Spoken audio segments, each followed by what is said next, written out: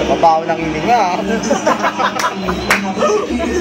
Wala pang mga toothbrush, ha? Footsteps and get that crown for second time consecutive for my country.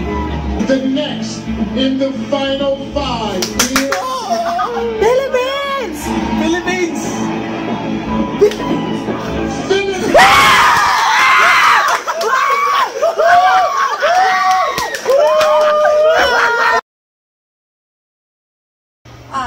Get ready to score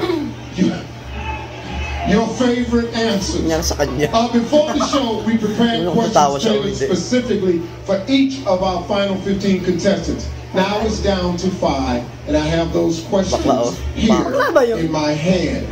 You will all have 30 seconds to answer, ladies. And you have to stop when you hear this sound. France will be using an interpreter.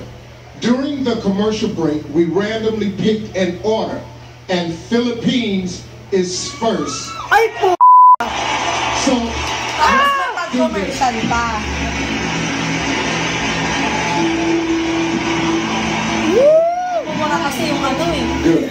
Alright, here is your question.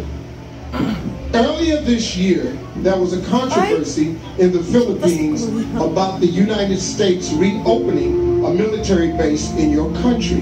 Do you think the United States should have a military presence in your country? Very history. I think that the United States and the Philippines has always had a good relationship with each other. We were colonized by the Americans, and we have their culture and our traditions even up to this day. And I think that we're very welcoming with the Americans, and I don't see any problem with that at all.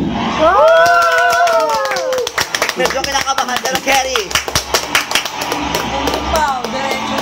Hindi siya na gano'n. Thank you for that wonderful question. Huwag na, kasi pang-bobo lang daw yun. Mga palagi-isip lang yun. Pak si kuya ka ng tahimik! Thank you. Paglipat ng gano'n. Pak bum bum pa. Gano'n. USA! Uwe. Ba yan? Kasama pa si ano? Hiya. Tama ka po, Philippines ulit!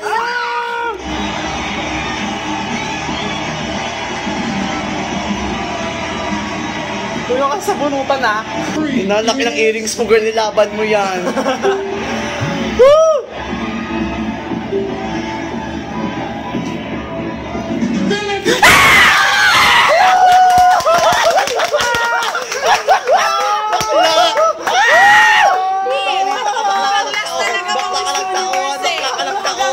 Bakla ka ng taon! Oh my God! Ang ganda mo! Bakla manalo ka! Tindak talaga ng ano mo ng parade mo dito. Bakla ka ng taon. Pag nanalo yan. The first runner-up is Colombia. Oh my God!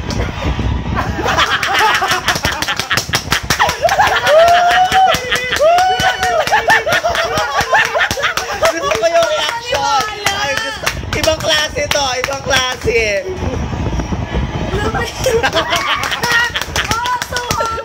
Bawa sa TF ni Kuya yan. Oh, sali pa rin siya naniniwala, oh. Nandiyan na siya.